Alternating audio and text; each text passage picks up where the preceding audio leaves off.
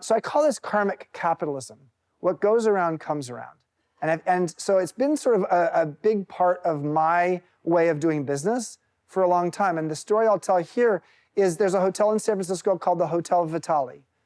It's on the waterfront. It's across the street from the Ferry Building. It's on city land.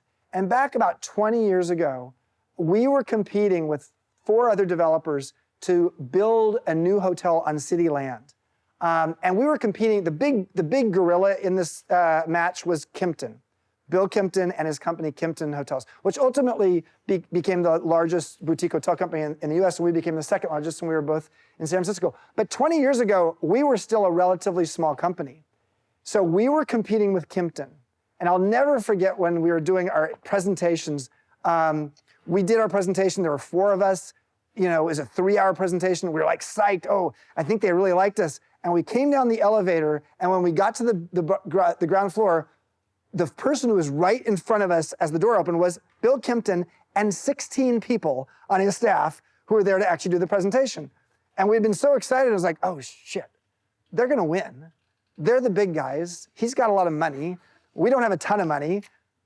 But long story short is karmic capitalism ruled. Now, it was a process where there were a lot of different opportunities to have the citizens of San Francisco speak up about who should do this hotel. And the guy, Mike Casey, who ran the hotel union in San Francisco, spoke up on our side instead of on Kimpton's side. But more importantly, because we had done a lot of things with local nonprofits, like we were actually part of the thing we did with our general managers is we didn't just judge our general managers based upon profitability and market share and employee and customer satisfaction. We actually judged them and actually evaluated them based upon how much money they gave away, based upon nonprofit groups using our meeting space and hotel rooms as a in-kind contribution.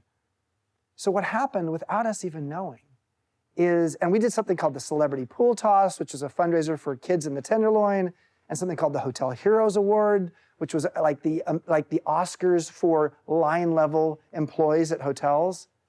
So we certainly had the karmic capitalism momentum behind us, but it was sort of hard to toot our own horn. Well, what ended up happening is one of the nonprofits in town, the Tenderloin Neighborhood Development Corporation, TNDC, went out and they got a dozen other nonprofits to come together and write a letter and talk about what kind of influence we had had as a company on the San Francisco nonprofit scene.